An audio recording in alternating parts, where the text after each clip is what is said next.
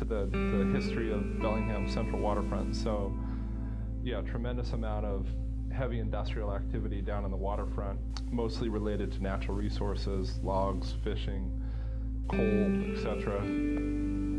So Puget Sound Pulp and Timber was a predecessor to Georgia Pacific. Georgia Pacific purchased a facility from Puget Sound Pulp and Timber in the early 1960s, and then Georgia Pacific expanded. They built a chemical plant in the early 1960s.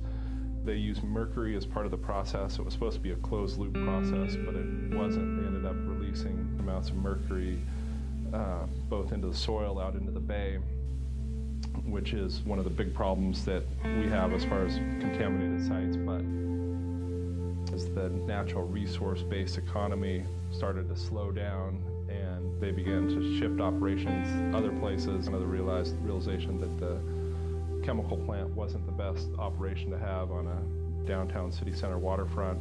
They shut down their chemical plant in 1999. They shut down their pulp mill in 2001, and they still had a tissue operation going, but they went from 1,200 plus jobs down to 300.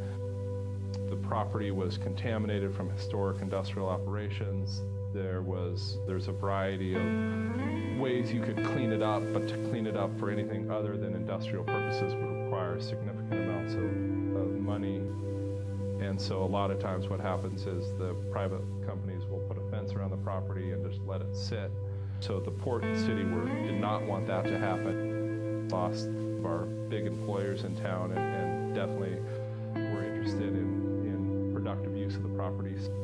Some issues associated with reusing the property for other purposes, but what's the vision of the community? And the community came back and said, rebuilding the waterfront economy is important, but we also want improved waterfront access. And one of their recommendations was that a public entity like the port might look at acquiring the Georgia Pacific to achieve the community vision.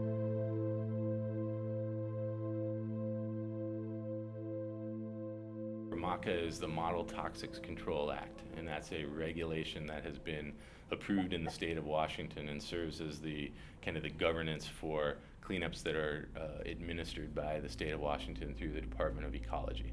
And in essence, the process works in a way such that if you have a contaminated property, if you're the owner of it, or you've purchased it from someone else, or you've been found to be a liable party on it, the state will generally come to you and say you have a contaminated property and we are going to list you as a contaminated site, and they give you the opportunity to sign up to their process. Those legal orders, when they're developed, have timelines to them, and the state tries to put forward timelines that they think you can get through the process to do the work. They change throughout time, and each site is different. So we're doing the remedial investigation, which is basically figuring out what's there, what's the nature and extent of contamination, and then we're also doing the feasibility study, which is looking at the range of alternatives to clean it up. So we're still figuring out how best to clean it up. That's what was called an interim action, which is it's part of a cleanup under the MTCA cleanup process. It's basically when you know enough to be able to take action. You don't necessarily need to go through a full range of alternatives. In this case, this was full removal, permanent removal. We dug up some of the worst soil there, the mercury soil, literally with liquid mercury that you can see and you can literally pour out of the soil. So it's some of the nastiest stuff. So we excavated that, we actually treated it on site, and then landfilled it. And then as a responsible party, as a consultant to a responsible party, as an agency, you all have to work together to figure out, what are the specific details of that site and how does the process apply to that, and then navigate the timeline to get through that and get to being able to implement and finish a cleanup. What you always have to do is just have these conversations and come in with the best available scientific data that you can, and say, well, this is why we believe that this is attributable to your releases versus something else that might be attributable to somebody else's.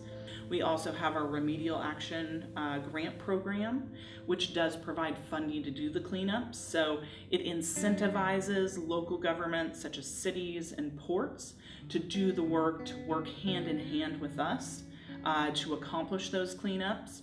It certainly is challenging.